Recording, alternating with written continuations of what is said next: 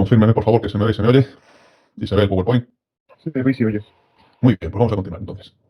Bueno, el otro día habíamos comenzado a ver una serie de características de las arquitecturas de los procesadores que nos permitían clasificar y distinguir y demás. Y la última que habíamos acabado de ver era lo que era el pipeline. Entonces vamos a ver las tres que nos quedan. Y después, que todo esto es descriptivo, no tiene demasiado misterio. Y después empezaremos a ver ya un procesador concreto, que es el que se estudia en esta asignatura, el Cortex M0. Entonces vamos a ello. Aquí. Bueno, entonces el otro día vimos que la técnica esa del pipeline permitía, por un lado, optimizar el uso de los recursos del procesador. Es decir, no había una unidad de búsqueda de instrucciones que nada más se ocupaba cada X ciclos de reloj y otra unidad de codificación de instrucciones que solamente se ocupaba cada X ciclos de reloj, igual con unidad de decodificación, sino que esas unidades estaban permanentemente ocupadas todos los ciclos de reloj, por lo cual pues, se conseguía alcanzar una velocidad media de una instrucción ejecutada por ciclo de reloj. Pero no solamente eso, el pipeline además permitía, cuando la profundidad del pipeline era grande, tenía muchas etapas de pipeline, aumentar la frecuencia del reloj. Vale. Pero, eso sí, hay un límite que sigue sin poderse sobrepasar empleando la técnica del pipeline, que es el límite de una instrucción por ciclo de reloj, como dice ahí. Entonces, las arquitecturas, como las que hemos estado viendo estos días, que ejecutan como mucho una instrucción por ciclo de reloj, se denominan arquitecturas escalares. ¿Vale? Pero esto puede superarse, es decir, eso de la velocidad máxima de una instrucción por ciclo de reloj se puede superar. En particular, si uno decide algunas unidades de los recursos de la arquitectura, por ejemplo la ALU, decide poner varias, pongo varias ALUs, varias interfaces de memoria y demás, pues se puede conseguir. Si tengo varias ALUs, puedo hacer en el mismo ciclo de reloj varias operaciones con varios datos y obtener varios resultados. Si esto duplico más cosas, pues duplico las interfaces de memoria y demás, se podría conseguir ejecutar varias instrucciones simultáneamente. En resumen, lo que pone es que se podría trabajar con varios pipelines simultáneamente, lo que permitiría, en media, ejecutar más de una instrucción por cada ciclo de reloj. Entonces, las arquitecturas que empleando esta técnica de duplicar, bueno, en general, multiplicar por varias veces los recursos que forman la arquitectura, se denominan arquitecturas superescalares, las que permiten alcanzar de media más de una instrucción ejecutada por ciclo de reloj. Entonces, estos dos conceptos que acabamos de ver de pipeline el otro día y superescalaridad ahora son ejemplos de paralelismo, es decir, de cómo hacer para que el procesador pase de estar haciendo una sola cosa en cada instante a estar haciendo varias cosas simultáneamente, lo que en definitivas cuentas aumenta las prestaciones del procesador. No se puede hacer más cosas a la vez, pues puede hacer más cosas en menos tiempo. Entonces son ejemplos de paralelismo. Y no es el único ejemplo de paralelismo, porque hay más técnicas, por ejemplo, la que se presenta aquí en esta diapositiva, que es la vectorialidad. La vectorialidad consiste en que hay procesadores que tienen instrucciones que en vez de trabajar solamente con un par de datos, trabajan con conjuntos más grandes de datos. Es decir, una instrucción no solamente suma dos números, sino que a lo mejor suma dos conjuntos enteros de números o cosas así. Por ejemplo, pues en uno de los procesadores que hay en el laboratorio, el LPC, no, perdón, el otro, el STM32L432KC, ese lleva internamente un procesador Cortex M4, no un M0 que sacamos esto en la asignatura, sino un M4. Entonces el Cortex M4 tiene algunas instrucciones como esta, que toma dos registros como operandos y un tercero como destino, pero en esos registros, que en este procesador lo veremos adelante, pero ya lo voy adelantando, los registros son de 32 bits, pues cojo un registro y considera ese registro como si tuviese 4 datos independientes, cada dato de 8 bits. El otro registro, el RI, igual. Y lo que hace es, para cada par de datos de 8 bits, que están 4 de esos datos en un registro, calcula la diferencia. Calcula la resta. Número a número.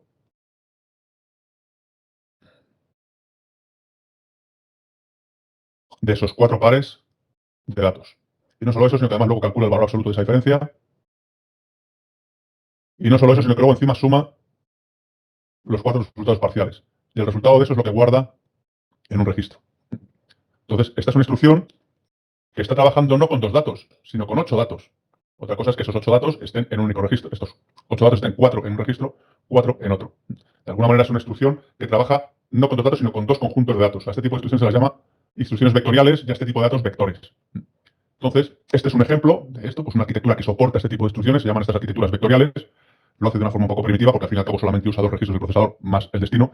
Pero hay otras arquitecturas que llevan esto más lejos, y no es que trabajen con 2 registros que los interpreto como si tuviesen dentro varios datos más pequeños cada registro, sino que directamente trabajan con 2 conjuntos de registros. Y tiene una instrucción que dice, pues mira, súmame de este conjunto de 16 registros, súmamelos cada uno con el homónimo de este otro conjunto de 16 registros. Ya es todo eso. Y eso es una instrucción nada más. Y todas esas operaciones las hace a la vez. Si no es que suma primero el primer par de registros y luego el siguiente, no, hace todas las operaciones a la vez porque tiene recursos hardware capaces de hacer todas esas operaciones a la vez. Entonces, a los procesadores que trabajan de esta manera, las instrucciones que disponen de este tipo de instrucciones, se las denomina arquitecturas vectoriales.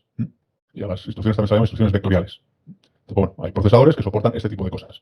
los procesadores de alta gama, ya sean de teléfonos móviles, ordenadores y demás, soportan este tipo de instrucciones vectoriales. Como ya he dicho, pues esto de la vectorialidad es otro ejemplo más de paralelismo, de qué puede hacerse a un procesador para que haga varias cosas simultáneamente, ¿no? Entonces, no es el último paso en paralelismo, porque obviamente hay más opciones para paralelizar cosas, como es esto. Las arquitecturas que tienen varios núcleos, un mismo procesador, un mismo chip,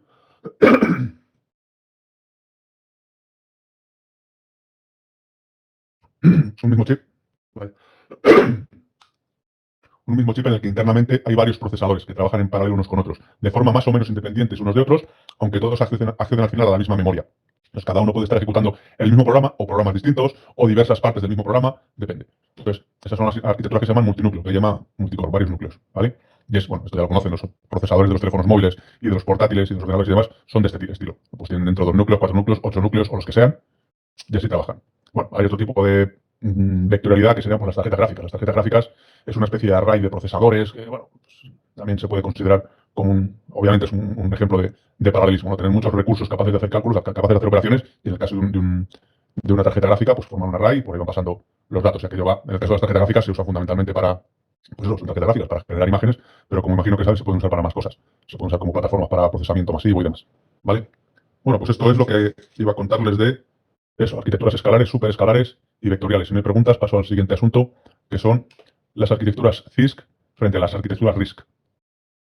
Bueno, pues vamos a ver que RISC y CISC son acrónimos. Empezamos por el primero, CISC, que significa ordenador con un juego de instrucciones complejo. El juego de instrucciones es el conjunto de instrucciones de las que el procesador dispone. Entonces, para el procesador de ejemplo del otro día, pues son las instrucciones que vimos, pues que sumo, que resto, que desplazo a derechas e izquierdas, y además tengo cargar un registro con un dato que está en memoria, guardar el dato que está contenido en un registro en memoria y saltos condicionales. Ese era el juego de instrucciones, el set de instrucciones que tenía aquel procesador. Como vemos, un juego de instrucciones muy sencillito, con muy pocas instrucciones. Y esto de CISC significa, pues, ordenador con un juego de instrucciones complejo. Esos son ordenadores o procesadores que tienen, pues, lo que dice ahí, un juego de instrucciones completo, lo que es lo mismo. Muchas instrucciones, además que son instrucciones complejas. No son operaciones tan sencillas como sumo y ya está, o resto y ya está, o meter un registro de memoria y ya está. No, pues son a lo mejor instrucciones como cojo todo un bloque de memoria que hay en una dirección de memoria y me lo copio entero a otra dirección. Ya está. Y resulta que eso lo hace no un programa, sino una única instrucción. Pues eso es una instrucción compleja. Y el procesador que vamos a estudiar en esta asignatura veremos que al final tiene un folio por las dos caras con las instrucciones que ejecuta.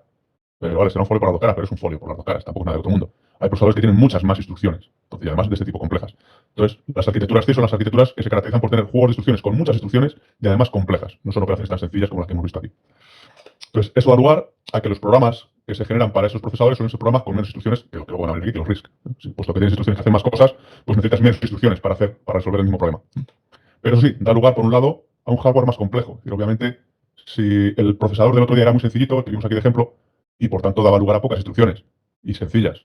Si necesitamos un procesador con muchas instrucciones y complejas, pues se complica mucho más el hardware del procesador. Entonces son procesadores más complejos, pero en cambio da lugar a que el compilador que tienes que usar para convertir lenguaje de alto nivel al lenguaje de ensamble suele ser más sencillo, porque te puedes apoyar en que, caramba, que hay una instrucción que hace no sé qué. Entonces, muchas partes del programa, pues yo que sé, a lo mejor tienes una instrucción que te hace todo lo relativo a un puntero. Te coge un puntero, te lo autoincrementa o decrementa o preincrementa, lo que quieras, y te trae el dato que está en esa adición, y todo eso es una instrucción, además, al final. Entonces, te convierte una línea entera de código que hace a lo mejor en una instrucción de lenguaje de ensamble, o dos. Entonces, es fácil, bueno, fácil.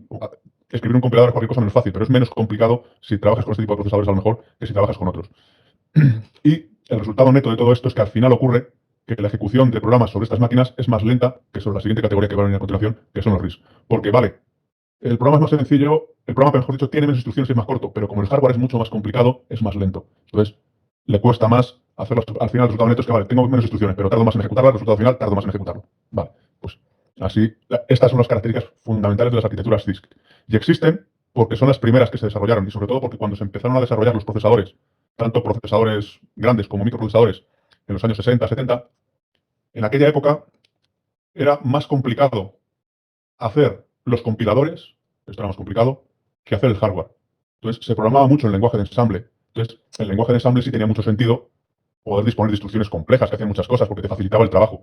Y insisto, los compiladores que había, pues hombre, no tenían las prestaciones de los de ahora, era muy complicado programarlos, no se conocía todavía bien la teoría de compiladores, de cómo escribirlos. Entonces, se prefería, la solución en aquel momento tecnológicamente más factible eran ese tipo de arquitecturas. Entonces, los procesadores CISC son los que datan de aquella época, que muchos ya están extintos, y otros como los Intel, pues todavía siguen heredando aquellos desarrollos.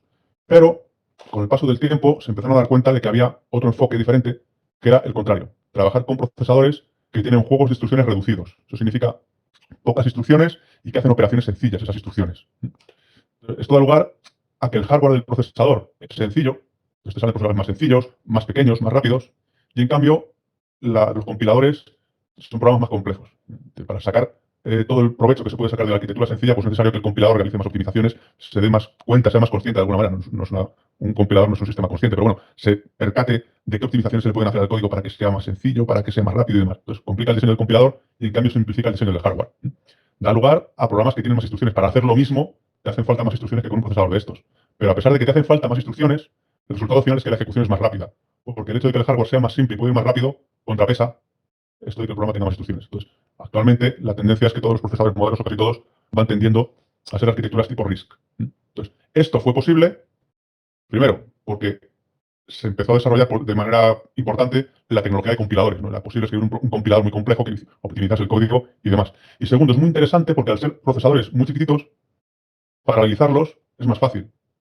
Si el procesador es muy chiquitín, pues poner 8 procesadores iguales que ese, hombre, por supuesto me consume área en el silicio, pero poca área porque los procesadores son pequeños. Con los procesadores CISC eso es diferente. Si tengo procesadores muy grandes, hombre, puedo poner varios, pero ya es que empieza a ser grande. Entonces, inicialmente, ya lo he dicho, los procesadores empezaron siendo CISC porque era la solución tecnológica más viable en aquel momento, pero luego se han ido mudando a tecnología RISC. Modernamente casi todos son RISC y Intel, por ejemplo, ya he dicho, pues es una tecnología que empezó a evolucionar hace 50 años y como siempre han sido compatibles con el anterior, pues siguen conservando muchas cosas que ya se sabe que no son adecuadas. Entonces, las arquitecturas Intel de 32 bits siguen siendo CISC. Las de 64 ya no. Las Intel de 32 que estaban en pleno auge hace muy pocos años eran arquitecturas todavía CISC. ¿Vale? ¿Alguna cuestión? Las arquitecturas de laboratorio que van a usar en las prácticas de laboratorio que vamos a describir aquí el Cortex M0 son RISC. ¿Vale? Bueno, pues si no hay preguntas, pasamos ya a la última característica de las arquitecturas que vamos a estudiar, que es el acceso a periféricos. Entonces, como ya sabemos, las memorias y los bancos de registros en cierta forma son bastante parecidos. El objetivo es guardar dentro información y primero creamos los bancos de registros y luego dijimos, bueno, pues una memoria funciona como si fuera un banco de registros, aunque internamente esté hecho de distinta manera, pero funciona como si fuera un banco de registros o muy parecido. Bueno, si consideramos a la memoria pues, como un conjunto de registros, pues ocurre que en estos registros, pues en uno de ellos el procesador escribe, activando el registro de esta dirección, entonces mete un dato y luego cuando quiere leerlo, pues lo lee y lo que lee el procesador es el dato que antes escribió en esta dirección. Pero nada me impediría, por ejemplo, coger uno de estos registros y en su salida conectar esto, que no es más que un conjunto de diodos LED. Se suele pasar una cosa muy interesante, y es que cuando el procesador escribe en este registro, escribe en esa dirección de memoria, lo que ocurre es que desde el exterior se puede saber qué dato se ha escrito. Y si un LED está encendido, decimos que es un 1, y un LED que está apagado, decimos que es un 0, pues cuando aquí se escribe el dato 101, suponiendo que estos sean datos de bit, pues veo que un LED está encendido, otro está apagado y otro está encendido. Eso permite comunicarse con el exterior, permite que la información salga del sistema y sea accesible desde el exterior. Entonces, hace un par de clases creo que fue, a estos recursos que están conectados al procesador y que le permiten conectarse con el exterior se les denominaba periféricos de entrada-salida. Bueno, pues lo que hemos hecho es que esto es un periférico de salida. Le permite al procesador comunicarse con el exterior. Pero el procesador lo ve como si fuera una dirección de memoria corriente y moliente. Ahí puedo escribir un dato en esa dirección y ya está. Y lo que ocurre es que cuando escribo un dato, pues esa información viaja fuera en forma de LED que se enciende y se apaga. Entonces, aquí tenemos un periférico de salida, pero que visto por el procesador es como si fuera una dirección de memoria. Y no solo eso, podemos tener, por ejemplo, aquí otro, y en vez de este registro, en vez de ser escrito por el procesador, lo que ocurre es que lo que se escribe en él proviene de un contador. Y este contador va al ritmo del reloj incrementándose. Entonces, pasa que cuando el procesador lee de esta dirección de memoria, lo que lee es un número que se va incrementando con el tiempo, porque es un número que ha sido generado por un contador y que se va incrementando con el tiempo. Entonces, el procesador leyendo de esta dirección de memoria, lo que hace es que va viendo cómo el tiempo evoluciona y puede medir el tiempo. Incluso si sabe que ese numerito se incrementa 1.000.000 de veces por segundo, pues mirando ahí sabe qué tiempo ha pasado desde la última vez que lo miró. Entonces, esto es algo que también le permite comunicarse con el exterior, y en este caso la información que obtiene el procesador es una información de tiempos. Entonces, a esto lo vamos a llamar un periférico de temporización. Y el resultado es que tenemos aquí al final en la memoria, como ya vimos hace varias clases, pues en la memoria podrá haber zonas que tengan memoria de un cierto tipo, memoria flash o memoria RAM o la que sea, otras zonas de memoria dentro del mapa que tendrán memorias de otro tipo, y en el propio mapa de memoria hay algunas direcciones, algunos rangos de direcciones que es que no son memoria, son periféricos. Periféricos de salida, de temporización, aquí no está pintado, pero podría haber periféricos de entrada porque desde el exterior se pueden meter datos que llegan al procesador. Entonces, esos periféricos están como metidos dentro del mapa de memoria del procesador, de manera que el procesador accede a ellos como si fueran memoria. El procesador escribe en esta dirección como si fuera memoria normal y corriente. Lo que pasa es que ese dato que escribe sale al exterior, se puede ver. Y el procesador lee de esta dirección y lee como si fuera una dirección corriente y moliente, pero resulta que el dato que hay ahí es un dato que tiene información temporal. Entonces se dice que eso, que los periféricos, en este caso, son accedidos por el procesador como si fueran memoria. Y eso se denomina que los periféricos están mapeados en memoria. Los periféricos están dentro del propio mapa de memoria. De manera que el concepto de mapa de memoria que vimos el otro día se amplía en el sentido de que va a ser una descripción de la memoria que hay en el sistema, de en qué direcciones está, de qué tipo de memoria hay en cada rango de direcciones y además de qué periféricos hay. Porque los periféricos acceden como si fueran memoria. Entonces, los procesadores que trabajan de esta manera se denominan procesadores con periféricos mapeados en memoria. Los de laboratorio son de este estilo. Y ocurre que en estos periféricos las mismas instrucciones que valen para traerse información de memoria o llevar información a la memoria valen para traerse información de periféricos y llevar información a los periféricos. Entonces, las instrucciones LDR y STR que se vieron el otro día, que varían para cargar en un registro el contenido de una dirección de memoria y para cargar en una dirección de memoria el contenido de un registro, valen también para traerse un dato de un periférico y guardar un dato o llevar un dato a un periférico. Esto ocurre que las mismas instrucciones que son para acceder a memoria valen para acceder a periféricos en los procesadores con periféricos mapeados como memoria. Yo creo que esta es la táctica más habitual modernamente. Pero no es la única posible. Es posible trabajar con arquitecturas en las que esto es diferente. Es posible que haya casos de procesadores que emplean diferentes señales para acceder a periféricos. En particular, puede pasar esto. Puede ocurrir que el procesador, este es el procesador, tenga un bus de direcciones para acceder a los recursos que están a su alrededor, el bus de datos y las señales de control de memoria, esas que conocemos, el output enable, tal y cual. Y además, esto es nuevo, una señal o unas señales, puede haber una o varias, que indican si quiere acceder a memoria o quiere acceder a periféricos. Por ejemplo, puede haber unas señales que se llaman esto, MREQ o IORQ, que significa Memory Request o Input Output Request, que funcionan de manera que la Memory Request se activa cuando el procesador quiere acceder a memoria y la IORQ se activa cuando el procesador quiere acceder a los periféricos. Y colgando de estos buses están, por un lado, la memoria, con sus direcciones de datos y sensible a MREQ, y por otro lado, periféricos, con sus direcciones de datos y sensibles a IORQ. De manera que cuando el procesador quiere acceder a memoria, activa esta señal, que está conectada aquí. Activa esta señal. Y entonces la memoria responde. Con la dirección que se le entrega y con el dato, pues la memoria hace lo que tenga que hacer. Y cuando el procesador quiere acceder a un periférico, lo que hace es no activa MREQ, sino que activa la otra, IORQ. Y al activar IORQ, pues los periféricos responden. Miran a qué dirección de periférico quiere acceder, con qué dato, y el periférico que le corresponda hace lo que sea. Hay otra opción, que es que únicamente hay una señal, Memory IO, en vez de las dos anteriores, que cuando la señal vale 1 es un acceso a memoria, cuando la señal es 0 es un acceso a periféricos. Entonces, hay procesadores que trabajan de esta manera. Entonces resulta que tienen dos mapas. Un mapa que es el que se emplea cuando se activa la señal MREQ, que es el mapa de memoria. Entonces, cuando está MREQ activada, lo que sale por aquí son direcciones de memoria. Entonces, en ciertas direcciones de memoria, pues saber qué hay. Alrededor de siempre flash, SRAM, SDRAM, las que hagan falta.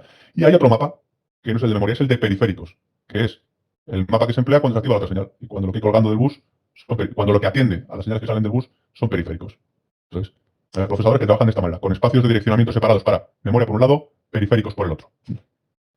Y no solo eso, sino que también estos procesadores tienen distintas instrucciones cuando desean acceder a memoria o cuando desean acceder a periféricos. Tienen que ser distintas porque cuando el procesador desea acceder a memoria, hay que activar la señal MREQ. Cuando hay que acceder a un periférico, hay que activar la señal IORQ. Entonces, estas instrucciones cuando se ejecutan, activan MREQ. Estas otras, cuando se ejecutan, activan IORQ. Y está separado, hay instrucciones incluso en lenguaje de ensamble distintas para cuando deseo acceder a memoria o deseo acceder a un periférico. ¿Vale? Los procesadores Intel son de estos. Tienen un espacio distinto para memoria y para periféricos y tienen instrucciones distintas para cuando se quiere acceder a memoria o para periféricos. Modernamente, yo creo que interesa más el otro enfoque. ¿Pero por qué son así los Intel? Pues por lo que he dicho antes, porque en los primeros tiempos de esto es que era así. Entonces, porque es lo que en aquella época era, desde el punto de vista tecnológico, más viable. Entonces, en aquella época, pues se hacía así. Luego ya se dio cuenta que, caramba, es más cómodo lo otro. Y la tecnología permitía hacerlo lo otro y funcionar perfectamente. Entonces, ya los procesadores más recientes trabajan de la otra manera, con periféricos mapeados como memoria. Bueno, continuando con esto, pues ya he dicho, existirá un mapa de memoria y otro de periféricos, que además pueden diferir en el número de direcciones. El mapa de memoria suele ser mucho más grande que el de periféricos, porque normalmente tienes que acceder a una memoria muy grande, pero periféricos no tienes tantos como bytes almacenados en memoria. A lo mejor tienes 4 gigas, 32 gigas, 16, los que sean de memoria, o direcciones de memoria, pero no tienes 32.000 millones de periféricos. Tienes 8, 10, 12, 20, 50, 100, pero no tienes más. Entonces, los mapas de periféricos, en este caso, suelen tener menos direcciones que los mapas de memoria. Y además pueden ser también accesos con menos datos. A lo mejor el bus de datos que va a la memoria es de 32 bits o de 64, pero el que va a los periféricos a lo mejor es más pequeño. Porque los periféricos pues mueven menos información, depende del tipo de periférico que sea, y no hace falta que sean palabras tan grandes cuando uno se comunica con el periférico. Memoria y periférico pueden compartir buses, ya lo he dicho, pueden estar conectados al mismo bus de direcciones y de datos, pero sí, uno mira la señal en MREC y otro la señal IORQ. Y a esta solución, a este enfoque de acceso a los periféricos, se dice que los periféricos están mapeados en puertos. Y aquí puerto se llama también a la dirección del periférico. Es decir, las direcciones en el mapa de memoria se llaman direcciones y las direcciones en el mapa de periférico se llaman puertos. Entonces, de la misma manera que se dice que una determinada palabra está en una dirección de memoria, se dice que un determinado periférico está en un determinado puerto, que es el equivalente a la dirección, pero en el mapa de periféricos. Se llama puertos. Y en cualquier caso, si uno tiene un procesador de este tipo, que tiene su bus de direcciones, de datos, las MREC y la otra, uno puede coger un periférico, conectarlo a los buses y en vez de conectarlo a la señal IRQ, conectarlo a MREC.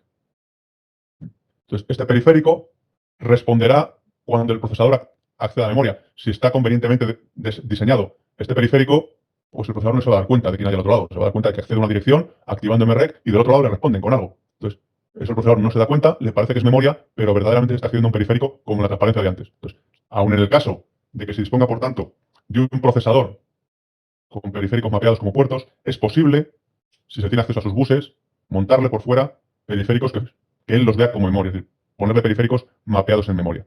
Porque esto es una cosa que también se hace muy normalmente. Ya he dicho que los procesadores de Intel son de esta categoría, de los que trabajan con periféricos mapeados en puertos, pero es posible, perfectamente posible y viable, ponerle periféricos a los que acceda como si fueran memoria. Y de hecho se hace. Porque, insisto, es más cómodo, suele ser más sencillo y si se puede, pues ¿por qué no lo vas a hacer? ¿No? Y te evitas el tener que estar preguntándote si es un acceso a una memoria, periférico, tal. Lo veo todo como si fuera memoria y más simple. Y ya está. ¿Alguna pregunta de esto? Bueno, pues no habiendo preguntas, pasamos a lo siguiente, que es el entorno de programación. Ya hemos terminado de ver características de los procesadores y ahora vamos a ver algunas cosas que hay que conocer que diferencian a lo que vamos a hacer en esta asignatura, que es programar sistemas, y los programamos en un sistema que no es el sistema que al final va a correr el software. Es decir, en programación 1 han empleado la herramienta CodeBlocks o la que han empleado, creo que es esa, para escribir un programa. Y eso lo escriben en un PC. Y al final ese programa corre en ese mismo PC. Ese es un escenario, pero aquí el escenario es distinto. Aquí el escenario es, voy a escribir un programa en el PC, pero el programa no va a correr en el PC. Va a correr en la núcleo o no sé cuántos, o en la otra, en el LPC 1668. Va a correr en un procesador distinto, en un sistema distinto. Entonces, cuando pasa eso, pues la herramienta de desarrollo no es idénticamente igual. Hay algunas cosas que cambian. Y también va a cambiar esto por el hecho de que en programación 1 y en programación 2, el software, o mejor dicho, el ordenador sobre el que se desarrolla y sobre el que corre el software es el mismo. Y además, ese ordenador resulta que tiene un sistema operativo. Tiene un Windows, o tiene un Linux, o tiene un Mac, no sé qué. Tiene un sistema operativo que se encarga de muchas cosas. Aquí eso no existe. Aquí dentro no va a haber un sistema operativo. Pues no hay nada que yo pueda decirle, ejecútame este programa y si se ocurre un fallo me lo dices, y me lo cuentas, y me lo sacas por pantalla. Aquí eso no existe. No hay sistema operativo. Entonces, eso hace que también haya que cambiar algunas cosas del ciclo de desarrollo, o de la fase de desarrollo y de cómo trabaja la herramienta de desarrollo. Que no va a ser el CodeBlocks en esta asignatura, que es el Key Microvision 5. Bueno, pues entonces, vamos aquí a ver eso. Entonces, vamos a ver cómo es el ciclo de ensamblado, es decir, cómo se hace cuando el código fuente es lenguaje de ensamble. Después vamos a ver una operación que se denomina reubicación y enlazado, que hasta donde yo sé no se la han contado o se lo han hecho, o sea, habrá sido muy brevemente en programación 1. Y lo que es esto, el fichero scatter, que seguramente tenga una traducción en español, pero yo no la conozco. Siempre lo he visto y lo he oído como el scatter file, el fichero scatter. Lo que son los ciclos para cuando se trabaja con lenguajes de alto nivel o cuando se trabaja en un entorno mixto en el que parte del programa está hecho en lenguaje de alto nivel, otra parte en lenguaje de alto nivel, lenguaje de ensamble. Lo que son las librerías y cómo se hace la programación y la depuración de las aplicaciones en un entorno como este, en el que ya he dicho, trabajas sobre una plataforma que no es la que al final va a correr el programa. Entonces, veremos que hace falta unas interfaces de programación y depuración, que son estos dos, y claro, los describiré muy sucintamente más adelante. Bueno, pues empezamos. ¿Cómo se hace cuando se escribe un programa en lenguaje de ensamble? Bueno, pues se escribe simplemente. Empleando el ordenador en el que estás haciendo el desarrollo, escribes ficheros con el lenguaje escrito con el programa escrito en lenguaje de ensamble. En el caso del entorno de laboratorio, son ficheros con la extensión .s. Eso significa que es un fichero fuente en lenguaje de ensamble. ¿Vale? Y ya sabemos que el lenguaje de ensamble, eso el procesador no es capaz de ejecutarlo. Hay que convertirlo a códigos de operación, a codes. Que eso sí es el tipo de instrucciones que el procesador puede ejecutar. Entonces, ese paso del lenguaje de ensamble a códigos de operación lo realiza un programa, una herramienta que se llama el ensamblador. Y la operación se llama ensamblado. Entonces, aquí tienes mnemónicos Esto tú lo escribes y aquí pone pues ADDS, no sé cuál, o incrementar, no sé qué otra cosa, hacer un salto condicional si pasa no sé qué, a no sé qué otra. Y aquí lo que hay son códigos de operación. Me los estoy inventando, por supuesto. Los códigos de operación que se corresponden con estos mnemónicos. Y esto es lo que, una vez introducido dentro de la memoria del procesador, el procesador podrá ejecutarlo, ¿vale? Bueno, pues este fichero que contiene los códigos de operación se denomina el código objeto. Y son ficheros que son de la extensión .o, código objeto. Son códigos de operación. Si tu programa está formado por varios módulos, por varios ficheros, pues se hace la misma operación con todos ellos. Cada fichero fuente en lenguaje de ensamble da lugar a un fichero objeto, a un fichero con código objeto, con mnemónicos dentro, ¿vale? Eso sí, una vez más, con la salvedad de que esto es un entorno de programación que se denomina un entorno de programación cruzado. Cruzado significa que este programa, el ensamblador, está corriendo en un procesador que no es el procesador final en el que se van a ejecutar estos códigos de operación. A diferencia de lo que pasaba en programación 1. En programación 1, el entorno, las herramientas estas de desarrollo no eran cruzadas. El ensamblador, el compilador en aquel caso, corría en un ordenador con Windows 10, bueno, supongo, no sé en qué ordenador sería, pero con un procesador Intel, con el sistema operativo que fuera, y el código que generaba iba a correr en el mismo sistema operativo con el mismo procesador. Ahora, insisto, en esta asignatura eso no pasa. Este programa corre en el PC. El ensamblador es un programa que corre en el PC. Lo que genera no va a correr en el PC, va a correr en otro procesador. Esto se llama un ensamblador cruzado. Igual que enseguida en la siguiente transparencia será un compilador cruzado. Bueno, y aquí digo, la operación se llama ensamblado. El programa que realiza el ensamblado se denomina ensamblador. El lenguaje se llama lenguaje de ensamble, a pesar de lo cual muchos, entre los que me incluyo, cometemos el error de llamar al lenguaje de ensamble, lo llamamos ensamblador. Y decimos que hemos escrito un programa en ensamblador. Está mal dicho y alguna vez se me escapará, a pesar de que intento que no se me escape, pero alguna vez se me escapará llamar al lenguaje de ensamble ensamblador. Eso es porque en su tiempo lo aprendimos así, en su tiempo toda la gente, o casi toda la gente hablaba así, y bueno, pues lo seguimos arrastrando. ¿Qué le vamos a hacer? Bueno, pues pasamos a lo siguiente. Ya tenemos los ficheros en código objeto, ¿vale? Uno por cada fichero en código fuente. Pero esta no es la aplicación final. La aplicación final será eso metido en memoria. Entonces vamos a ver qué ocurre cuando tenemos, como es este el caso, un procesador que tiene este mapa de memoria. Como vemos, es un procesador que direcciona 64K, porque la última dirección es la FFFF, estos son 64K de memoria, y este procesador trabaja de la siguiente manera. Los primeros 32K son memoria flash, memoria no volátil, aquí lo habitual es que queramos meter el programa. Luego hay 16K de memoria RAM estática, lo habitual es que aquí queramos meter datos. Luego hay 4K de memoria ROM, memoria que sabemos que es de solo lectura, es decir, esta memoria tendremos que decirle al fabricante que nos la grabe o algo así, es una memoria que no se puede modificar su contenido, donde queremos tener pues algunas funciones, pues yo que sé, como la BIOS, ¿no? Algún programilla que está ahí, que siempre está y que lo uso para, bueno, pues para tener unas funciones auxiliares que me permiten hacer cosas, por ejemplo, y luego no hay nada. Vale.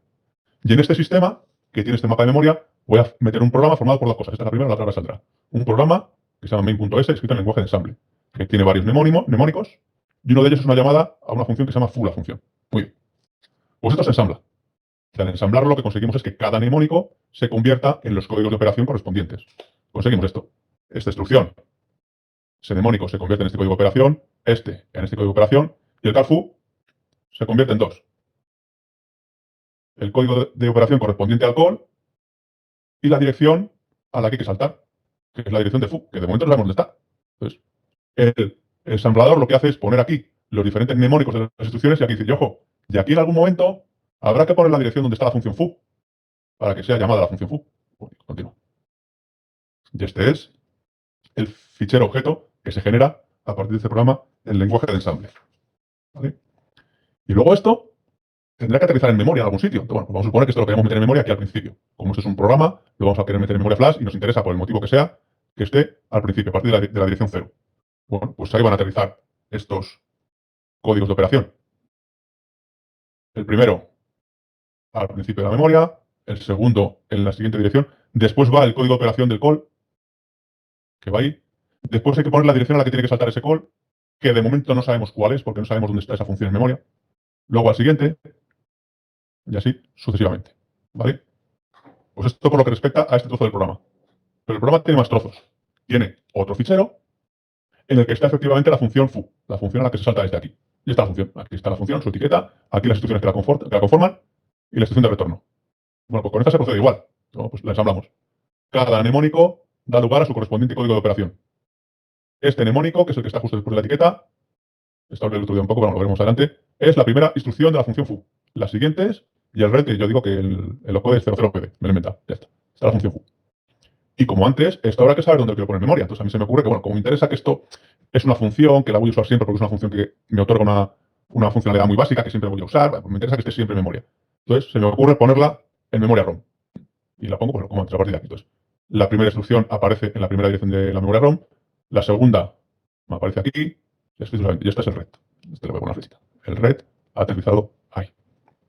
Y entonces, esta dirección es donde está la función foo. La función foo empieza aquí, va ejecutando sus cosas y aquí termina el red. Entonces, ahora ya sabemos dónde está en memoria la función foo. Dónde hay que empezar a ejecutar. Instrucciones para ejecutar la función foo en la dirección C001. Bueno, pues ahora eso hay que ponerlo aquí. De verdad que de verdad el código que al final termina en memoria tiene que ser este. Aquí ha habido que rellenar esa palabra con la dirección de la función que se quiere ejecutar, con la dirección de la función a la que se quiere llamar. Entonces, aquí, para generar el ejecutable al final, al fin de cuentas, es los bytes que hay que meter en memoria para que este programa funcione. Para generar ese ejecutable ha habido que hacer dos operaciones. Primero, una operación lo que ha salido aquí, que se denomina reubicación. Es decir, voy a coger cada trozo de código, cada fichero objeto, y a ver en qué dirección de memoria los coloco. A algunos me interesará colocarlos en flash, otros en ROM. Si tengo que colocar varios en flash, tendré que saber en qué orden me interesa, por el motivo que sea, y demás. Entonces, esa es una primera operación de reubicación. Saber cada módulo objeto en qué direcciones de memoria va. Y luego está la otra operación que hemos visto antes, la de una vez que ya sé en qué dirección de memoria están todas las posibles funciones, ya puedo resolver todas las llamadas a ellas. Esa operación se denomina enlazado o linkado. O linkado, obviamente, es una palabra que no existe. En inglés es link, en español es enlazar, pero muchas veces se dice en español y yo lo uso linkar y linkado. ¿Vale? Bueno, pues la operación de enlazar. Es decir, bueno, pues sepas que aquí tienes que llamar a la función foo y que sepas que la función foo ha caído en la dirección C001, aquí arriba. Pues, es necesario, una vez que están los diversos ficheros objeto, realizar estas dos operaciones, enlazado y linkado. Perdón, reubicación y enlazado. Entonces, cuando llega el momento de montar la aplicación final, es decir, generar el ejecutable que al final hay que meter en memoria, hace falta disponer de todos los ficheros objeto que conforman la aplicación, ¿vale? Esto es nuevo, esto no lo han visto en programación 1. Describir cómo es el mapa de memoria del procesador. Hace falta decir, pues este procesador tiene este mapa de memoria, con tales tipos de memoria en tales rangos de direcciones, e indicar también en qué zonas del mapa de memoria se quiere introducir cada código objeto. Entonces, pues lo que acabamos de ver, pues si una cosa es un programa que quiero poder depurar, pues tendré que meterlo en memoria flash. Si es un programa que quiero que esté siempre y que sea inalterable y tal, pues tendré que meterlo en ROM. Ya depende. Y para hacer estas dos operaciones, describir cómo es el mapa de memoria de un procesador e indicar en qué zonas se desean ubicar los diversos objetos que forman la aplicación completa, se emplea un fichero que se denomina fichero scatter, que es una descripción textual de cómo es el mapa de memoria del procesador y de qué se puede meter en cada zona de ese mapa de memoria. Y si las zonas son de solo lectura, de lectura y escritura, o qué tipo de zonas son. Una vez que ya se tiene todo eso, los objetos y el scatter file, se puede generar la aplicación. Y esa operación de juntar los diversos ficheros en el objeto y el scatter file y generar el fichero final ejecutable que hay que meter en la memoria del procesador para que corra el programa se denomina la herramienta que lo hace, el enlazador.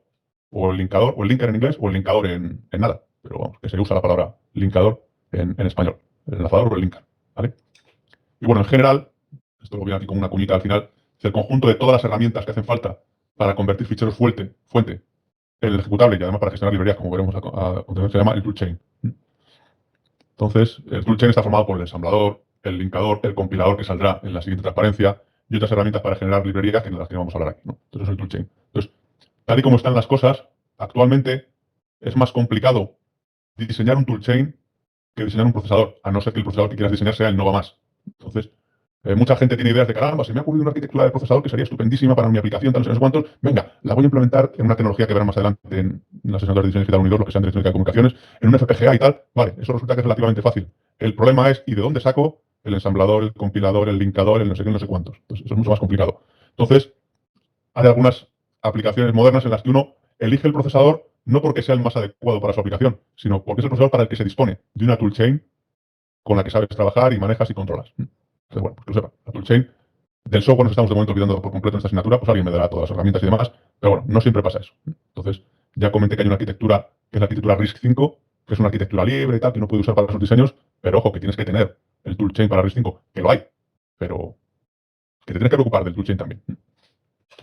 Entonces, una vez visto esto, pues resulta que el procedimiento final para generar el ejecutable, cuando uno está trabajando con ficheros fuente que están en lenguaje de ensamble, es, tengo mis ficheros fuente, cada fichero fuente, una vez ensamblado, haciendo uso del ensamblador, lo convierto en un fichero en código objeto, escribo mi scatter file que describe cómo es el mapa de memoria del procesador y en qué zonas de este mapa de memoria quiero meter cada cosa, y un programa coge esas cosas, los ficheros objeto y el fichero scatter, y genera el ejecutable. El ejecutable es el código final que cuando se copie en memoria, se ejecutará y hará por lo que tenga que hacer. Entonces, las extensiones habituales para los ficheros scatter son estas de aquí. SCT es la que se usa en el laboratorio. Y para los ejecutables, estas son las extensiones habituales, que son distintas, como se darán cuenta de la de programación 1. En programación 1 lo normal era generar un .exe, pues eso es en Windows.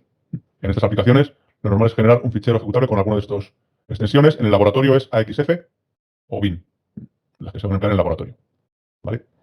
Y el programa que realiza esta fase final de generar el ejecutable se denomina eso, el linker o el enlazador, o el linkador, en Spanglish o como sea esto. ¿Vale?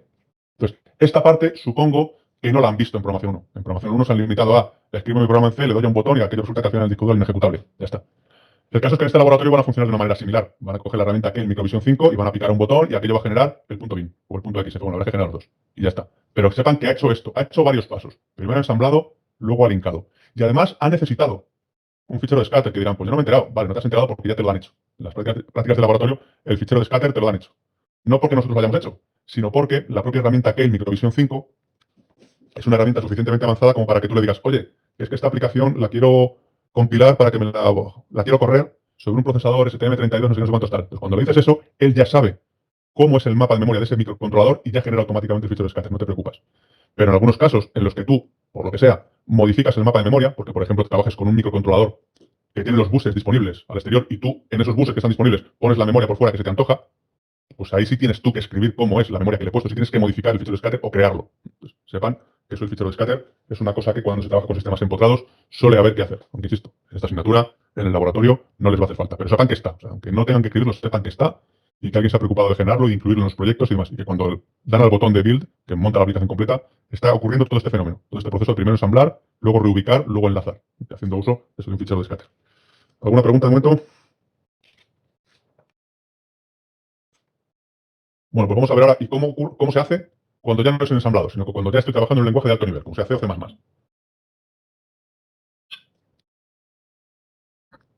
Bueno, pues en este caso es una cosa parecida, pero con un paso intermedio más. Y es que se parte de los ficheros en código fuente de alto nivel, en C o en C++, y primero se hace una operación que consiste en traducir eso al lenguaje de ensamble. Esa operación, como supongo que ya saben, se llama compilación, compilado. Y lo hace una herramienta que se llama el compilador. Y una vez que ya se tiene el lenguaje de ensamble, eso pues ya se incorpora lo de antes, se ensambla y se obtiene el código fuente. ¿Qué tengo varios ficheros? Pues es lo mismo. Cada fichero en C se compila y se pasa a ensamble y luego se ensambla y se pasa a código fuente. Hay compiladores que este paso lo hacen automáticamente. Son capaces de pasar de C a código fuente directamente, sin el ensamblado intermedio. Pero bueno, en principio hay que hacer estas operaciones. Y una vez que ya se tienen todos los ficheros estos en código objeto, ya se procede pues como antes. Se linkan y se genera la aplicación. Y luego está el caso mixto, que es ¿y qué pasa si parte de mi programa está escrito en C y otra parte está escrita en el lenguaje de ensamble? Bueno, pues ya se lo están imaginando. La parte que está escrita en C se compila y sale en lenguaje de ensamble y luego se ensambla y sale el código objeto. Y la parte que está escrita directamente en el lenguaje de ensamble, pues ensambla y se tiene el código objeto. Mientras, siempre y cuando te preocupes de que estas cosas compartan el mismo PCS, el mismo estándar de llamada a procedimiento, pues vas a poder llamar a funciones en C desde ensamble y al revés. Vas a poder llamar a funciones de ensamble desde C. Bueno, ya no sé qué he dicho, pero que se puede del uno al otro llamar a funciones y demás. Y una vez más, todos los ficheros objeto se acaban linkando y generas la aplicación. ¿Estamos? Bueno, pues visto esto, vamos a pasar a ver qué es esto de las librerías. Librerías de las que van a hacer uso en el laboratorio, porque en la práctica, creo que es en la 2, no me acuerdo bien, se les exige que trabajen con librerías. Y no solo que trabajen con ellas, sino que generen una librería. Entonces, el plan es el siguiente. Tengo una aplicación que quiero ejecutar, quiero construir, quiero ejecutarla. La hago en C, en ensamble, como sea. Aquí directamente esto de traducción significa que, bueno, si es C la compilo el ensamble, si es S solamente el ensamble, es decir, la convierto, la traduzco a código objeto y quiero linkar. Muy bien. Pero quiero hacer uso de otras funciones que he escrito yo, o que escribió quien fuera, o que he comprado, o que me he bajado de internet porque es código abierto, o lo que sea, y las quiero usar. Ya me vienen dadas. Alguien las ha hecho antes que yo, o a lo mejor las he hecho yo mismo hace un rato, pero quiero usar estas funciones. Vale, bueno, esto ya sabemos cómo se hace en C. Estas funciones pues se traducirán, es decir, se compilarán, se ensamblarán, se hará sobre ellas lo necesario para generar el código objeto y al final se acaban linkando con todo lo demás.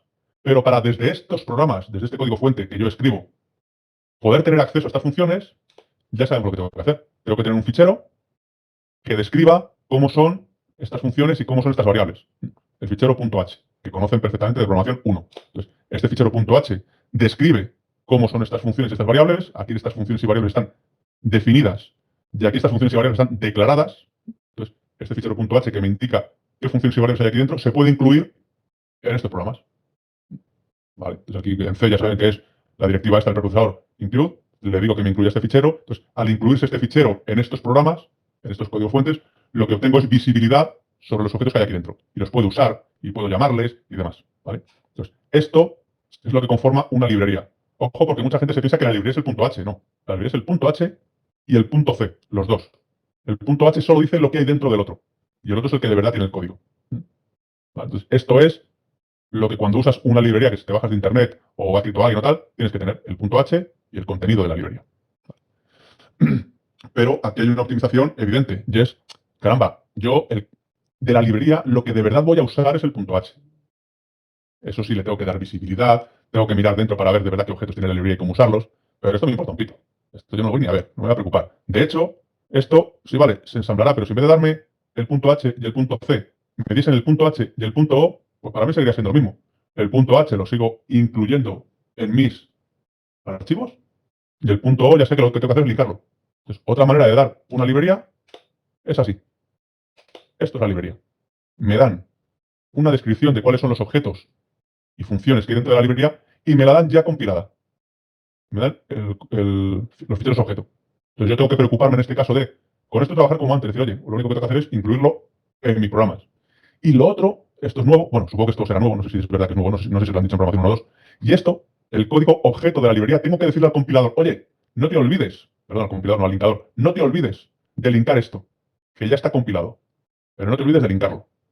Tienes que incluirlo en el ejecutable final. Entonces, esto es otra manera de distribuir una librería, como un punto H y ficheros objeto. Entonces, la librería embed con la que van a trabajar en el laboratorio, por ejemplo, está de esta manera. Si la miran en el disco duro, verán que hay un montón de puntos H, pero no verán puntos C, porque la librería embed no se distribuye. Aunque es una librería de código abierto, no puede tener el código. La que van a usar en el laboratorio está de esta manera. La librería está ya compilada, en forma de ficheros objeto. ¿Vale? Bueno, voy para atrás. Una cosa, la librería puede estar, si es una librería en C, pues los ficheros son .h y .c. Pero si la librería tiene parte en lenguaje de ensamble, el código fuente ya ha dicho que es .s, y .inc significa el equivalente a un fichero de cabeceras, pero para lenguaje de ensamble. Bueno, pues decía que esto lo van a hacer en el laboratorio. Me parece que es la práctica 2, no me acuerdo bien. En la práctica 2 se les va a decir, primero, generen una librería así y úsela. Segundo, generen una librería así y úsela. Y tendrán en el laboratorio que no solo poner el include.h en mis programitas, sino además hacer algo para decirle al compilador, al linkador, oye, y esto acuérdate de linkarlo, de incluirlo en el ejecutable final. Y tendrán también que ver cómo se hace para obtener este fichero. Partirán de aquí y tendrán que coger el punto, no generar un ejecutable, sino generar este. Para crear una librería. ¿Vale? Pues eso sí, esto lo verán en la práctica 2, si no me equivoco. ¿Alguna cuestión?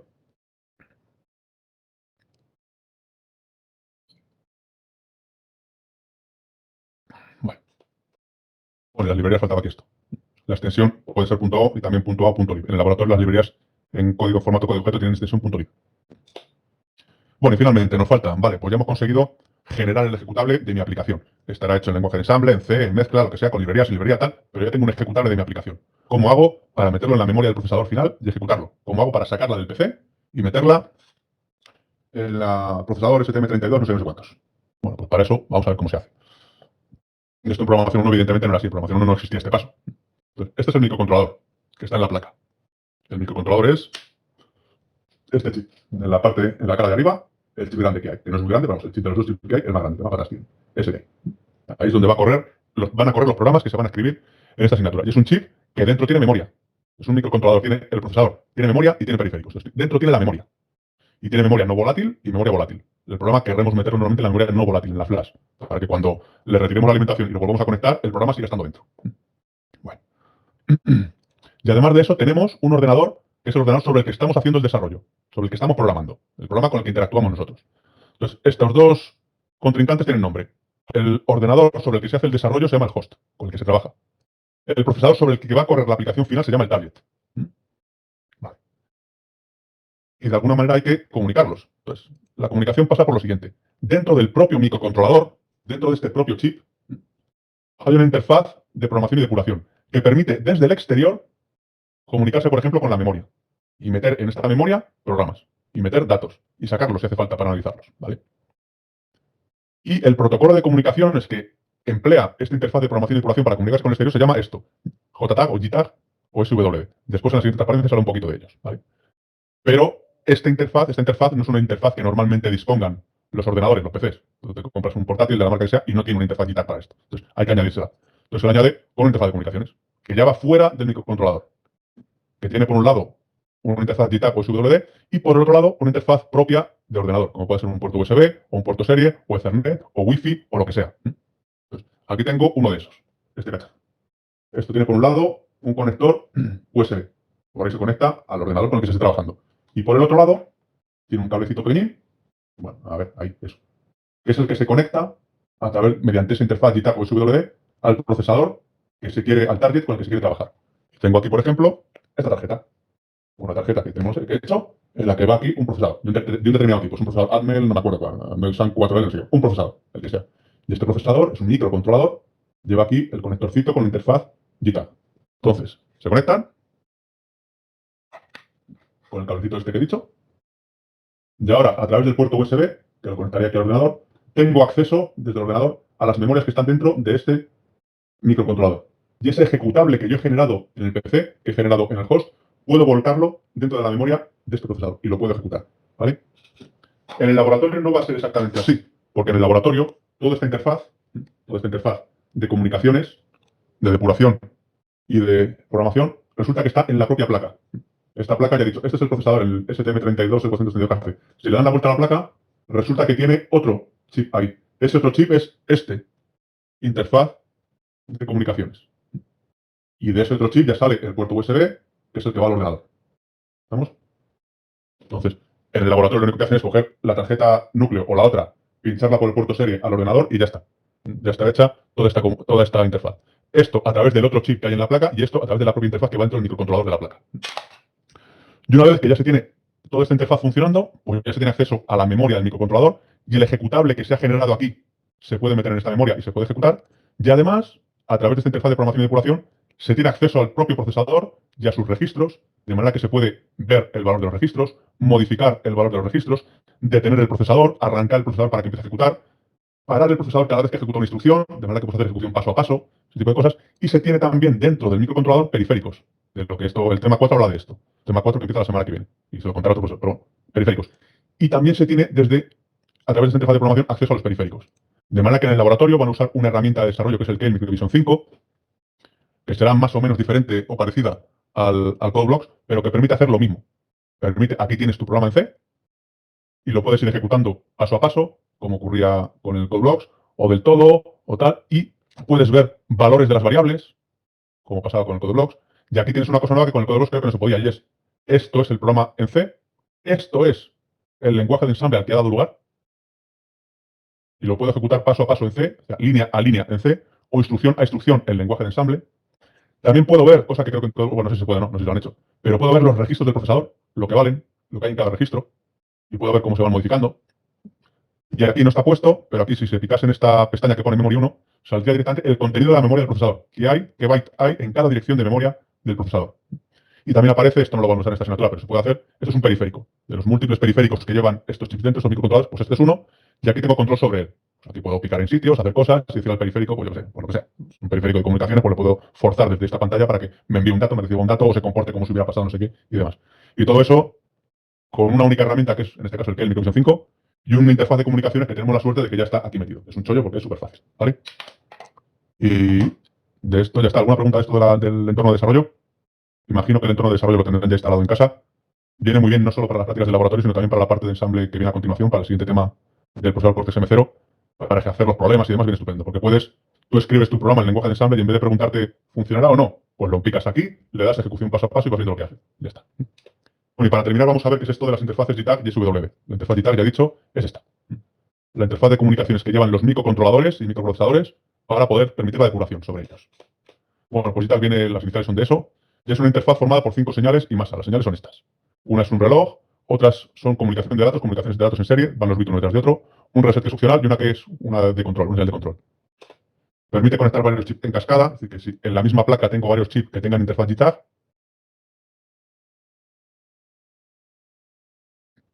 pues lo puedo conectar en cascada. TDI es una entrada de datos, TDO es una salida de datos, pues se conectan en cascada.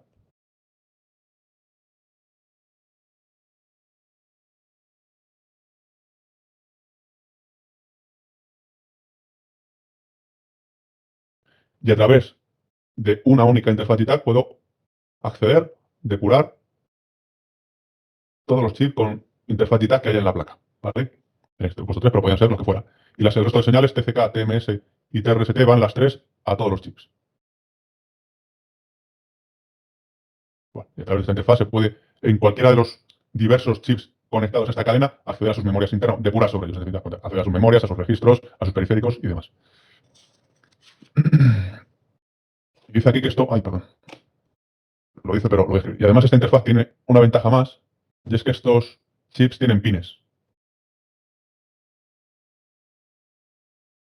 Bueno, pues a través de esta interfaz JTAG se puede saber a qué estado, a qué nivel lógico se encuentra cada pin y también fijar valores lógicos en pines. Y eso permite cosas tales como si, pues resulta que en este circuito, en esta placa de circuito impreso,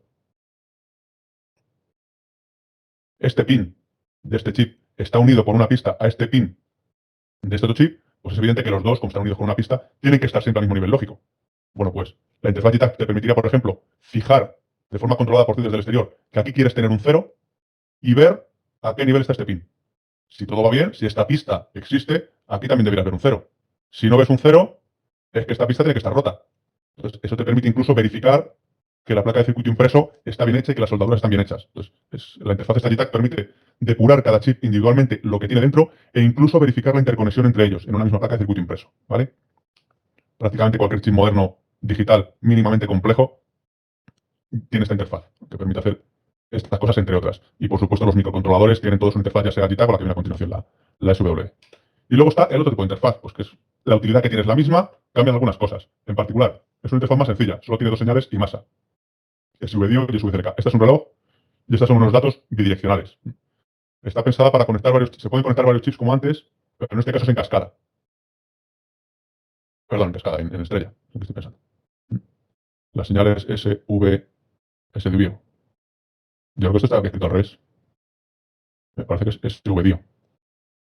Luego lo contrasto, me parece que ahí lo he escrito al revés.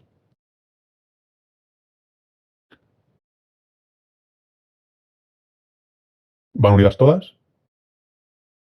Y la otra SVCLK lo mismo. Van las tres unidas todas. Entonces, a través de esos dos pines SVCLK y SVDIO se puede acceder a las memorias internas de cada microcontrolador, a los registros, a todo, pero solamente con dos pines. Y este existe solo para los chips, los procesadores, mejor dicho, ARM. Mientras que este es genérico, este es para ARM. ¿Vale?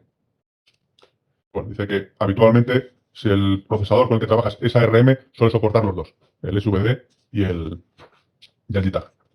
Y ya está, esto simplemente para que conozcan, pues caramba, cómo se llaman las señales que van por este cable, que es el que me permite a mí depurar una cierta aplicación en un sistema de estos empotrado.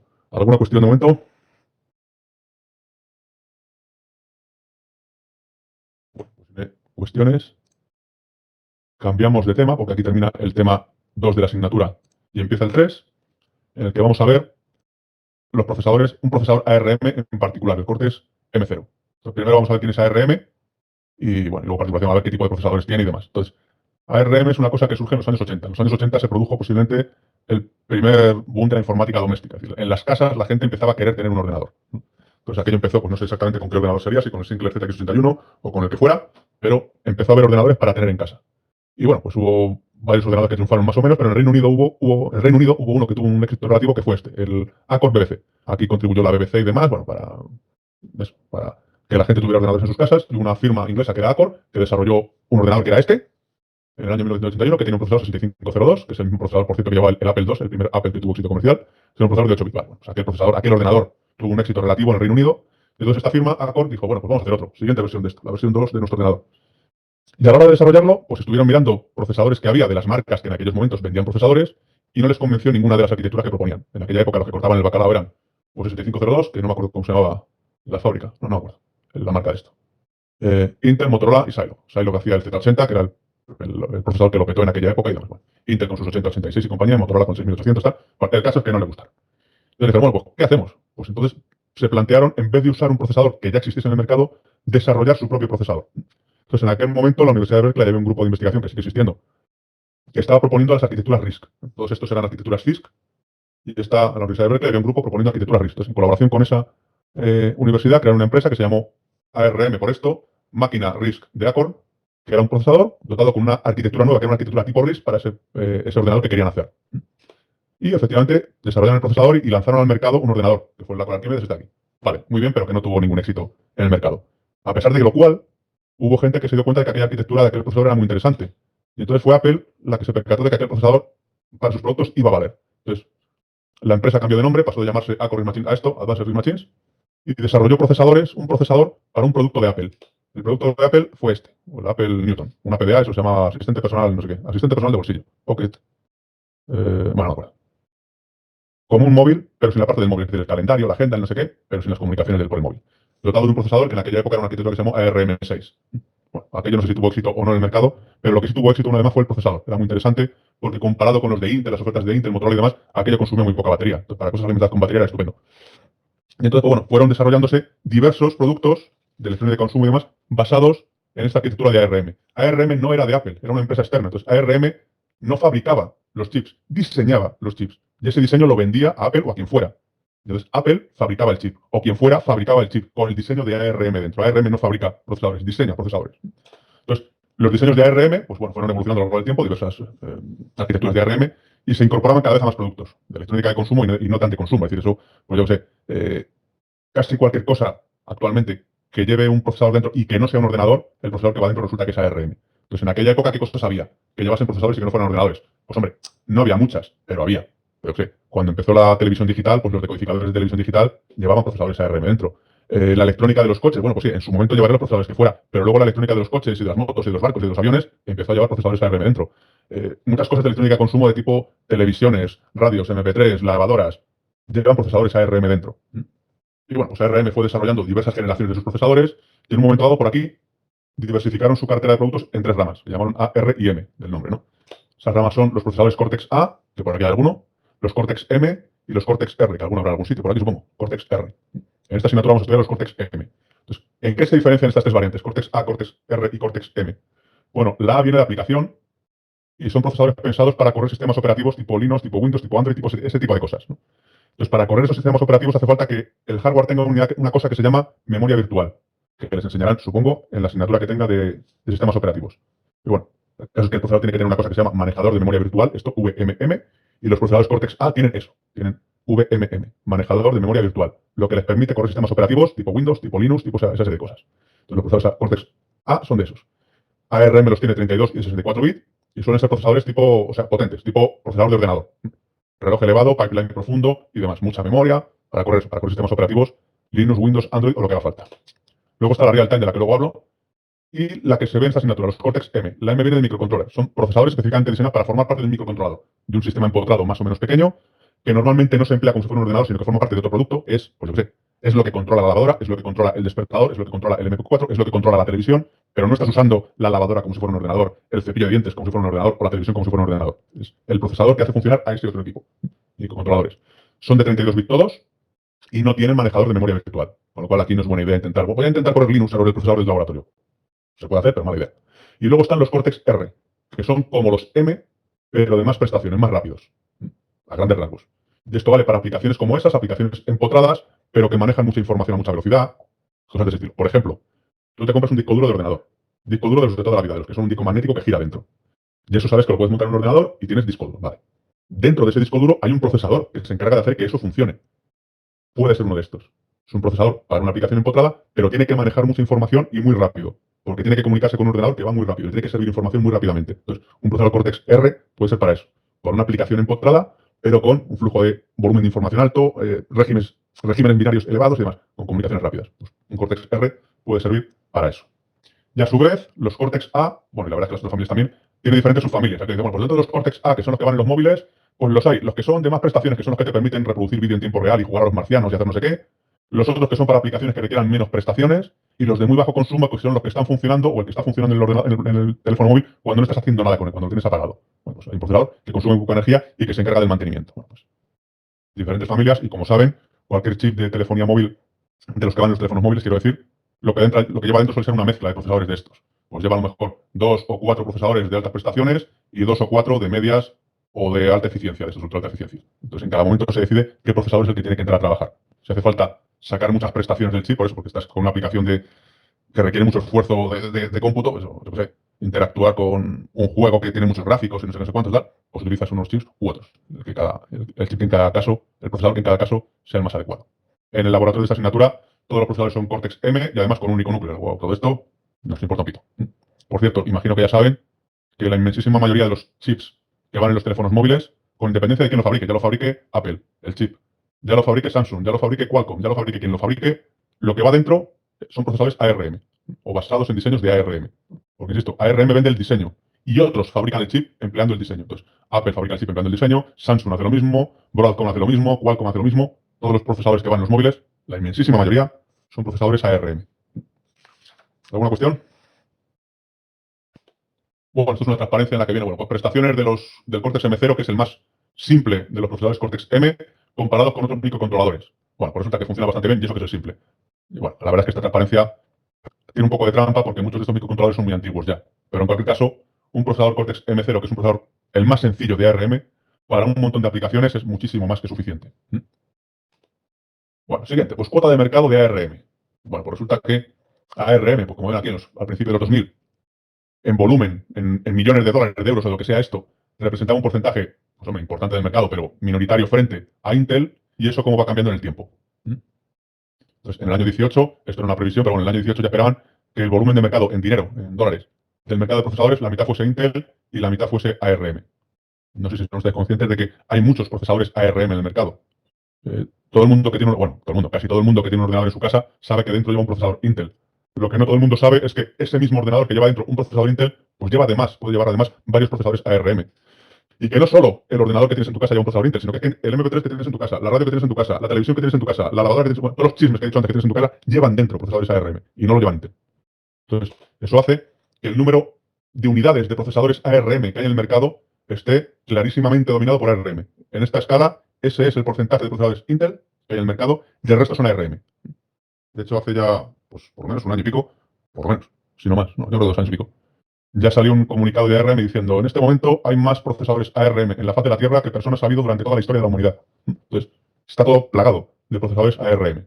Porque, insisto, cualquier sistema mínimamente inteligente, entendiendo por mínimamente lo que ya dije, un cepillo de dientes eléctrico ya lleva un procesador dentro, pues los procesadores suelen ser, lo más probable es que sea un ARM. ARM no tiene el 100% de la cuota de mercado de procesadores empotrados, pero tiene una fracción la más grande. ¿Vale?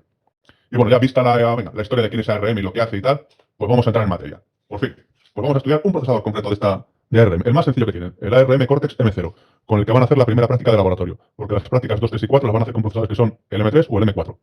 Este chip lleva dentro un procesador Cortex M3 y el otro, la tarjetita azul, perdón, esta lleva un M4 y la tarjetita azul lleva un M3, que son en cualquier caso más potentes que este. Bueno, pues procesador ARM Cortex M0, ¿qué es esto?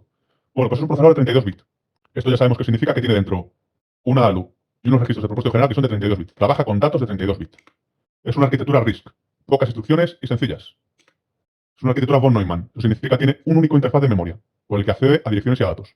Los del laboratorio, que son M3 y M4, ya no son von Neumann, son Harvard. Pero eso les va a dar igual a ustedes, porque eso es una cosa transparente. Sirve para que tenga más prestaciones, pero no es una cosa que tengas que preocuparte cuando programas en C, de si es von Neumann o Harvard. Arquitecturas son load store. Eso significa lo que en su momento dijimos. La ALU no es capaz de trabajar directamente con datos que estén en memoria, solo con datos que están en registros. Entonces, cuando queramos operar con un dato que está en memoria, hay que tener los registros, entonces opero, el resultado se vuelve a guardar en los registros y entonces me lo lleva a memoria. Arquitectura load store. Ojo con esto. Son arquitecturas byte addressing. Aunque trabajan con datos de 32 bits, son byte addressing, generan direcciones de byte. Y con alineamiento estricto. Eso significa que una palabra de 32 bits, que es el tamaño natural de las palabras de este procesador, tiene que estar forzosamente almacenada en memoria en una dirección múltiplo de 4. Si no, la lías. Y una media palabra, que es de tamaño 2 bytes, tiene que estar forzosamente en memoria en una dirección múltiplo de 2. Que no se ha pasado. Ahí.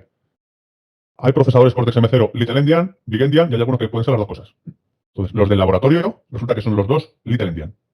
Eso era que los bytes menos significativos de una palabra están almacenados en las direcciones más bajas de memoria. Siguiente, tienen un pipeline de 3 etapas, solo 3. Eso significa que no van a tener frecuencias de funcionamiento de reloj elevadas. El pipeline es poco profundo. Los del laboratorio creo que tienen entre 90 y 100 MHz, si no recuerdo mal, de frecuencia de reloj, frente a los gigahercios que tiene un procesador de los que van en un ordenador o en un móvil. Es una arquitectura escalar, como mucho, una instrucción por ciclo de reloj de media. Con periféricos mapeados en memoria. Es decir, la memoria y los periféricos comparten el mismo mapa y las mismas instrucciones del lenguaje de ensamble para acceder a ellos. Y el mapa de memoria ocupa 4 GB. que es lo que corresponde a 32 bits. Y la ALU tiene un multiplicador, una de las operaciones que puede hacer la ALU es multiplicar, la multiplicación aritmética, 3 por 7, 21, y un desplazador de barril. Esto seguramente lo vieron en electrónica 2, es el circuito que permite hacer desplazamientos de izquierda a derecha, tantas posiciones como diga el autooperando y demás. Vale, desplazador de barril. Y tiene una pila que es del tipo full descending. El puntero de la pila apunta a una dirección que ya está llena y la pila crece hacia direcciones bajas de memoria. ¿Vale? Pues siguientes cosas. Mapa de memoria del procesador. Pues este es el mapa de memoria genérico de estos procesadores. 4 gigas, primer medio giga para memoria no volátil, para programa, siguiente medio giga para memoria RAM dentro del chip, siguiente medio giga para periféricos dentro del chip, dentro del propio microcontrolador. Después, si quieres poner memoria RAM fuera del chip, tienes un rango de 1 giga reservado para hacerlo. Si quieres poner periféricos fuera del chip, pues tienes que ponerlo en este margen de direcciones. Y bueno, y estos son otros periféricos que hay dentro del procesador que nos importan un pito al momento. Vale. Nos importa bastante poco esto.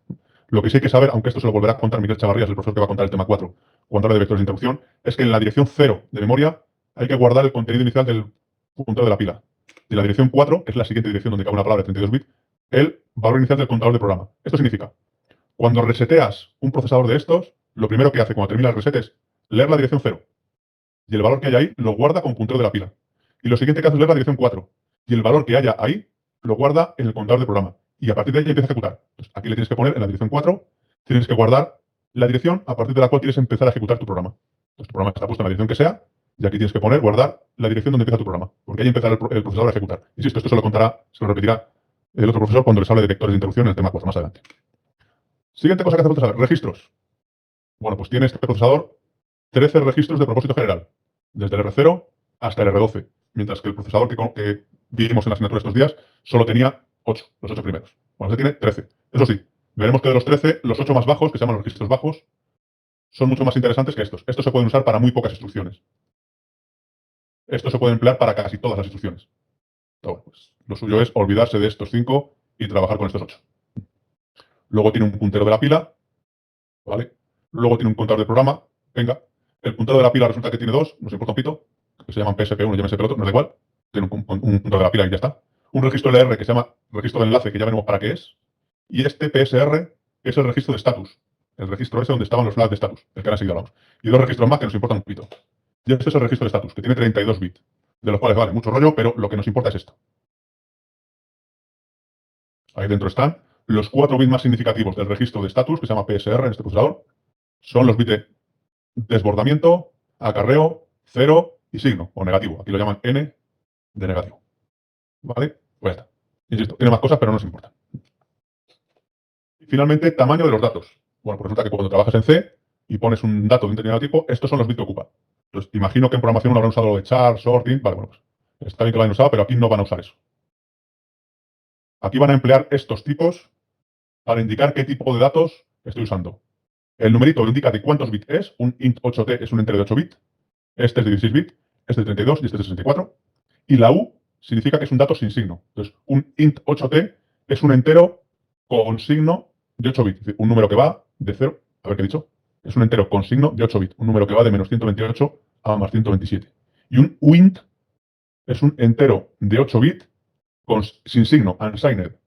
Entonces, un número que va del 0 al 255. Lo mismo con 16 bits, lo mismo con 32 bits, lo mismo con 64. Esos son los tipos de datos que hay que usar, el que en cada momento haga falta. Después, hay números en punto flotante. Muy bien, pero que en esta asignatura no se pueden usar. De hecho, el enunciado de las prácticas lo dice. Y no puede usar números en punto flotante. ¿Por qué? Porque estos son sistemas empotrados que están muy limitados en cuanto a la memoria de la que disponen. Entonces, en programación 1 tienes un PC que tiene no sé cuántos gigas de memoria. Aquí no tienes eso. Y además en programación 1 tienes un ordenador que tenía un disco duro donde estaba tu programa y en el disco duro cabían no sé cuántos gigas o teras. Aquí no tienes eso. Aquí toda la memoria que hay es la que cabe dentro de este chip, que no es demasiada. Entonces resulta que cuando trabajas en números en punto flotante, pues tienes que incluir las librerías que se encargan de gestionar esos números y eso ocupa memoria. Entonces es mala idea emplearlas porque ocupan memoria. Entonces si puedes evitarlo, lo evitas. Y resulta que como en este laboratorio se puede evitar siempre, pues en este laboratorio se evita siempre. No se puede trabajar con números en punto flotante en las prácticas. Hay que hacerlo todo con enteros y se puede hacer sin ningún problema. Y bueno, y otros tipos, pues un booleano al final ocupa un byte y demás. Lo que importa es esto. Emplear estos tipos de datos, no el char, sort, int, no sé qué, sino estos, que no sé si se os han contado en programación 1, y no emplear los float double y long double. ¿Vale? Y si no hay preguntas, pues vamos a entrar ya a lo siguiente, que es, vale, pues vamos a ver ahora cómo es el juego de instrucciones de este procesador. Para lo cual tienen este documento que les dije, hombre, imprímanlo, porque es más cómodo trabajar con él de manera impresa que en la pantalla. Entonces, esto es una simplemente la relación de todas las operaciones, de todas las instrucciones que tiene este procesador. Son estas dos páginas. Dirán, pero esto no era RISC que tenía pocas. Bueno, es que estas son bastante pocas. Verán que al principio asusta un poco, pero cuando llevas ya dos problemas hechos ya te sabes la tabla de memoria. Entonces, vamos a empezar por las aritméticas, que son las más sencillas. Instrucciones aritméticas. Son como las del procesador que estudiamos en clase. Hacen lo mismo. Y con la misma sintaxis, solamente cambia una cosita de aquí. Que es mnemónico, que me dice que sumo. Primera cosa que se pone es el registro, que es el destino. Y después los operandos. Y además, como pasa aquí, si el primer operando y el destino son el mismo, no hace falta que ponga los dos. Aunque lo ponga una vez, ya está. Esto significa suma este registro con este otro y guárdalo en este. Que es lo mismo que significa lo de arriba. Suma este registro con este otro y guárdalo en este. Que resulta que estos son iguales. Aquí vemos que hay instrucciones que acaban en S, estas, y otras no. ¿Qué significaba esto de la S al final? La S significaba que la instrucción afecta a los bits de estatus. Efectivamente, estas afectan. Aquí hay una columna que te dice a qué bit de estatus concreto puede afectar. Afectan a los 4. Mientras que esta, que no tiene la S, no afectan a ninguno. Y hay una cosa más, que es esta instrucción, por ejemplo, esta es distinta a las del procesador que hemos visto en los ejemplos de las transparencias, y es que toma como operandos un registro, por ejemplo, el registro R1, otro registro que tiene que ser el mismo, R1, digo que tiene que ser el mismo porque fíjese, aquí pone RD, y aquí también tiene que ser el mismo, y un operando que se llama esto, IMED8. IMED significa que es un operando inmediato. Les recuerdo que inmediato significaba que es un operando que forma parte de la instrucción. Y el 8 significa que tiene que ser un número de 8 bits como mucho, es decir, del 0 al 255. Y esto significa que hay que ponerlo porque así es este lenguaje de ensamble. Entonces tienes que poner el almohadón o el hashtag y luego un dato inmediato de 8 bits, pues el que quieras, por ejemplo, este, el 23. Y esta instrucción lo que hace es sumarle al registro R1 el número 23 y guardarlo en R1. Otra manera de escribir esta instrucción, así. Es lo mismo. Coge R1, súmale 23 y guárdalo en R1. Ya dije que normalmente cuando el primer operando y el destino son el mismo, no hace falta que los escribas dos veces. Pues ya está. Y ojo,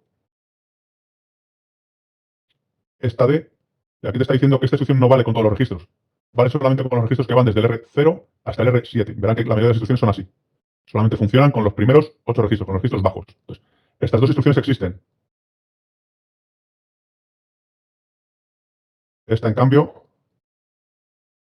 no existe. Porque esta instrucción solo existe cuando el registro es entre el 0 y el 8. Y bueno, hay instrucciones para sumar sin modificar los bits de status, para sumar modificando los bits de status, para restar, ¿vale?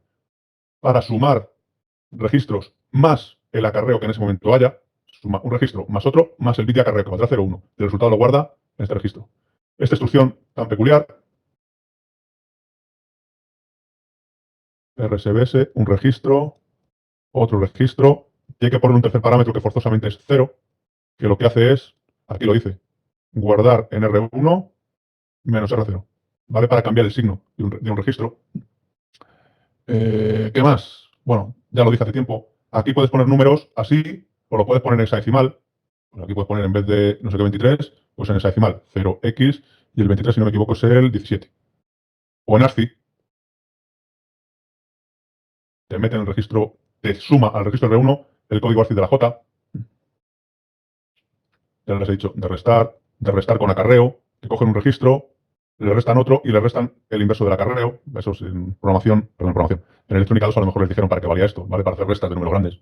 Comparaciones, que son restas, pero en las que el resultado se descarta. Esto resta un registro y un dato. Resta un registro y otro. Y el resultado se pierde. Pero lo que importa es que se han modificado los bits de status.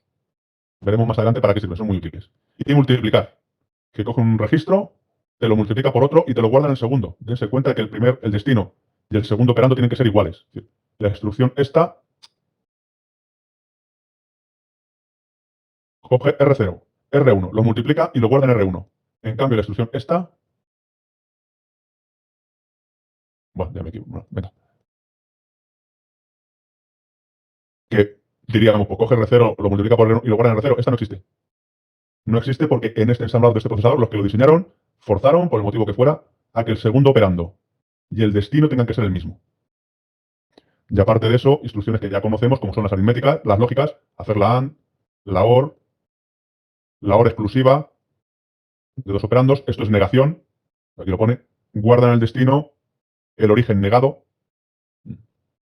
VIX, que hace esto, coge un operando y hace la AND con el otro negado. Hay algún ejercicio en el que aparece esta instrucción y lo guarda. Y TST, ¿Qué hace la AND entre dos registros?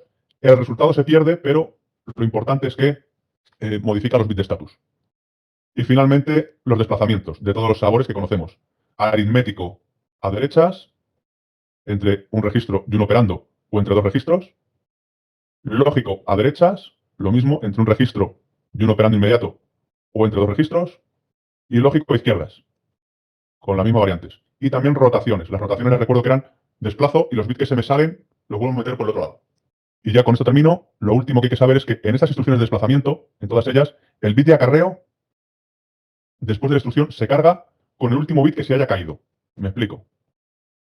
Si tenemos un dato de 32 bits y lo desplazamos a la derecha 3 posiciones, pues los 3 bits de menor peso se van a caer. El último que se cae es este. Primero se cae este es el último que se cae. Bueno, pues este es el que aterriza, el que acaba en el bit de acarreo del registro de estatus. Eso se va a emplear muchísimo en todos los problemas que van a venir a continuación y demás. En los desplazamientos, a derecha e izquierda, en los que se caen bit, en las rotaciones no, pero en los demás sí se caen bit, el último bit que se cae aterriza el bit de acarreo. Y ya está, esto es todo. El próximo día continuaremos viendo pues, todo el resto de instrucciones que nos faltan. En esta ha sido súper rápido porque son instrucciones ya conocidas de la arquitectura básica esta que hemos visto. Las otras ya dedicaré un poquito más de tiempo. ¿Hay preguntas? Bueno, pues si no hay preguntas entonces, aquí lo dejamos. Venga, gracias y un saludo.